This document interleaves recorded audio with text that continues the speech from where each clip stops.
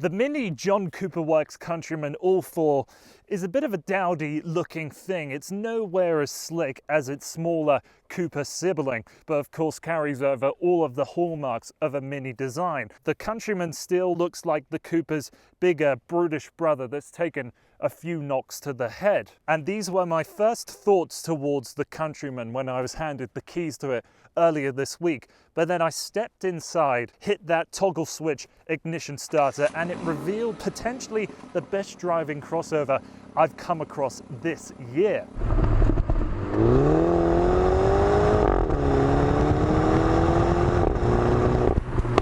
The Countryman has really been one of the biggest surprises this year for me, and the JCW touches invigorate this crossover to also be one of the most enthusiastic driving experiences I've had this year entirely.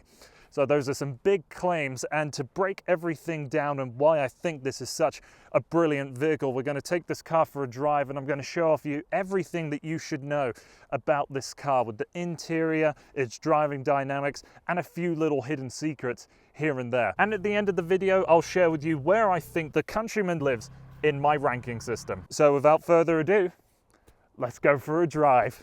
As soon as you step in to the Mini Countryman, this JCW model in particular, you're very quickly reminded that things that aren't alive can have a real personality as well. The interior of this Mini introduces you to a whole new concept of vibrancy and a real genuine sense of joy every time you step in. We have the toggle switches down here for your engine stop start, your traction control, and your sport mode, and then up here as well if you ever want to change the lights, and the slider for your panoramic sunroof. The ambient lighting, for example, you have a couple strips down at the very bottom of the door cards, behind the door hinges, and of course this big center ring right in front of you. Now you can change this to be a solid color with many different options available to you, or you can make it so this portion is reactive to something else. So for example, it can be a tach meter, so you can have what will kind of indicate your engine speed with a red line on the right hand side. And then when it comes to the infotainment system, it's a reskinned version of BMW's iDrive, so it has the same sort of functionality and layout, but this one is really quite playful and cheeky because you have all of these beautiful animations, all of these vibrant colors, and a couple of hidden menus where you can play around with some other features with this vehicle. For example, you have this off-road timer that rewards you with a beefier looking Countryman for the more time you spend off-road. I'll get back to that a little later. And then if you open up the minimalism page, clever what they did there, you can open up this analyzer page to see how fuel efficient you are, and you have this fish who I'm calling Gary. He looks like a Gary to me. He starts off as miserable as sin, but if you build your way up to be a more efficient driver, he eventually gets a smile on that pretty face of his. But where the iDrive system is so, I don't want to say bland, maybe grayscale, it's very serious, this has a lot of personality behind it. With this 8.8-inch screen, it also has wireless Apple CarPlay. Response on the touch screen is fantastic, and then you have the similar layout iDrive system with this dial and dedicated buttons down here. It all works very well. This piece is a touchpad, so you can hand write letters in if you're ever searching something on your maps. You can split it with one piece of information on the left and another on the right. I feel like turning this anti-clockwise is the wrong way round. Maybe BMW is seeing this as you've got your center point and you're winding down anti-clockwise to the menus over here. It still hasn't clicked for me. It's still not second nature, but I'm sure if you lived with this car as a daily driver, you'd be able to get used to it fairly quickly. So a couple little secrets with the Mini: every time you get in and you haven't started up the engine, it will wink at you with the tiny little display within the speedo. You have rocket ship animations, a go-kart to set up the chassis whenever you're changing around the driving mode settings. The overall interior space in the Countryman is actually very impressive. I'm going to break it down a little further at the end of the video, so just as a quick note, if you're a tall guy, 6'4", that's what I am, you'll be very happy in the front of this car. I've got plenty of headroom. Now, what I really want to talk about is the driving dynamics of the Countryman. This engine then, it's a 2-litre twin-scroll turbocharger 4-cylinder that produces 228 horsepower. It's the same engine that you'll find in the X1 and X2. This, of course, shares the same platform as those vehicles. The LEDs change color every time you change the different driving mode with the toggle switch down here, and you have 3 modes: green, mid, and sport. Now, sport mode in so many vehicles doesn't really do much, but this car, every time you engage sport mode, it totally changes the characteristics of this vehicle entirely. As standard, the JCW has an active exhaust, so as soon as you hit that button, it becomes twice as loud, and it relieves some crackles and pops every time that you're on the overrun. The 8-speed gearbox gets sharper and more reactive, and the ride when it's in mid and green is fairly comfortable. It's definitely on the firmer side. You can unquestionably feel all the cracks and bumps in the road, but when you get into the sport mode, it makes it properly stiff. It's an easy cop out for minis to say that they have go-kart like handling, and what that means is that they ride very level, feels like they've got no suspension travel whatsoever, and they have relatively heavy steering. And in the mid and green mode, it is heavy as it is. I don't mind it. I actually rather quite like the heft of this system. You feel like you really have to put an elbow into it to get this thing moving. And then in sport mode, it weights it up even further. I'll slow down and see if we can get something out of it. You ready?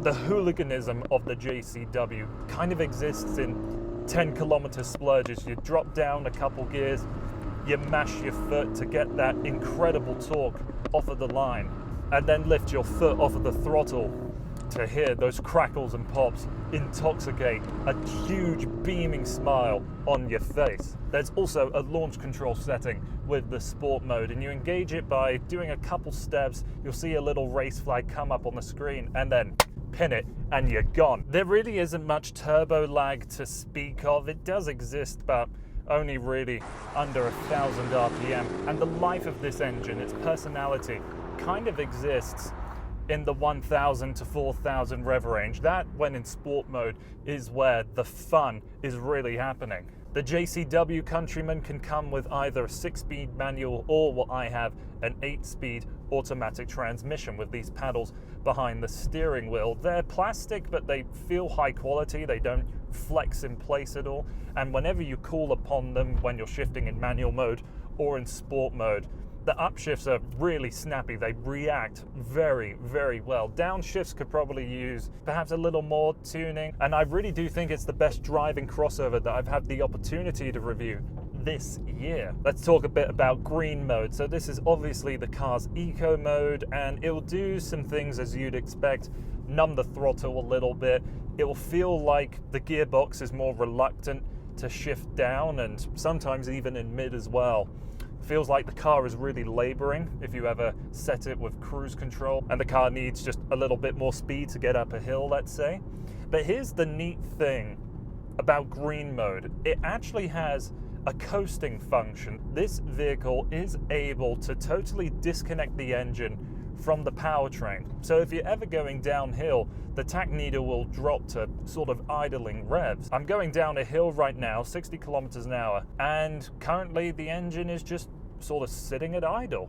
And as soon as I step back into it, it immediately fires up again. There's no latency. It feels like a faster operation than downshifting. Without the car being in sport mode, you still have a little bit of thrum and a little bit of bassy notes coming from this engine. I don't know if any of it's piped in. Being a BMW product, I imagine there's some of that artificial noise coming through. But despite that, I think this is the best 4-cylinder that you can buy in, well, can we say sort of consumer-oriented vehicle? I mean, this is an enthusiast car, but the other vehicle that comes to mind that might have a better 4-cylinder is an Alfa Romeo 4C, and quite frankly, that is a totally different vehicle to what this is. When it comes to any of these Mini models, as soon as you walk into the dealership, you can drown in the amount of options that are available. And this one is lightly spec'd. It has blacked out eyeliner and then these carbon fiber wing mirrors. And if you were to option for those, you're either a raging lunatic or you hate money. $920 for those. Seems like a rather exotic price tag. I know it's an exotic material, but that's the kind of money that Ferrari or Lamborghini would charge for a little bit of carbon fiber. Returning to the interior, yes, a tall guy can be very happy in these front seats. For this model, I have some thigh extension, so resting my legs is very comfortable and easy. On the driver's side, there's actually a little bit of hidden storage just down below too. Feels genuinely solid and really well put together. There's definitely some harder plastics, perhaps a few more than you'd like. There's a fair amount of black plastic in here. I'm not crazy about the piano gloss up here on the front. It gets really dusty and dirty very, very quickly. And then you have a little bit on the door cards as well. The OCD in me is freaking out that the power button isn't vertical. You have this plaid printing down with the storage spaces underneath your armrest here in front of the cup holders. When you open this up, you have a wireless phone charger. And for this model I'm in, I've got a fair amount of equipment. Like I said, the 8.8-inch touchscreen is right in front of me, heated front seats, automatic stop-start technology, a power tailgate, dual-zone climate control, and the LEDs all around. So here's something that you can find in one of Mini's sub-menus. Here it says the Mini Country Time, and when you open it up, you have this display that's showing off how much time you're spending off-road, and you rank up. There's 6 levels to it, and humble brag, I got to the 6th level, where you have wheelie ripping Mini Countryman with big chunky wheels and what looks like a snorkel and other things as well.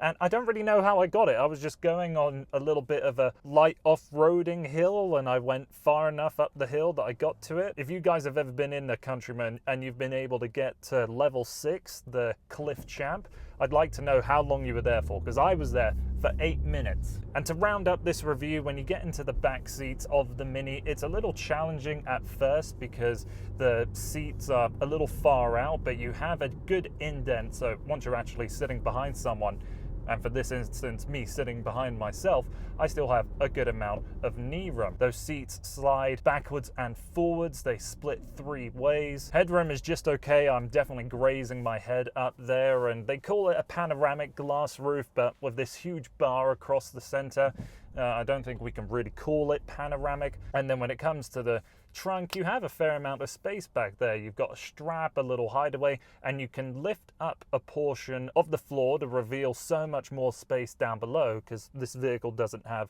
a spare wheel, as Minis and BMWs, they strongly believe in their run flat tires. As the Countryman is significantly larger than its predecessor, I really do think this is now a vehicle that we can consider as a crossover, something that really does compete against the rest of the cars in this class. It's no longer a tall hatchback. Having a more reasonable and competitive starting price against its competitors really does open up a lot of opportunities for people to walk away from a BMW X1 or X2 and into a Mini. It isn't as plush as some of its competitors. In my mind, the leader of this category is still the Volvo XC40, but I really truly do think that this Mini is the best it's ever been as a contender. The JCW treatment has really ignited this car with a lot of personality, a lot of lively spirit, and a bunch of unique features which I think make it really stand out in this class as well.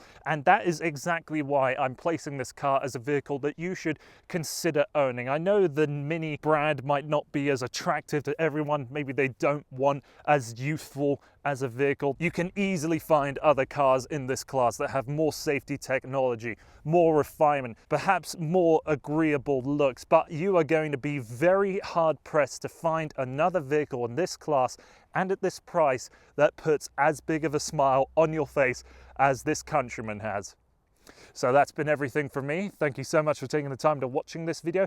Please like the video if you liked it, share it if you think other people will like it too, and if you want to do me the biggest favor in the world, please hit that subscribe button just down below. And that's been everything here. Thanks for watching. and I hope to see you again.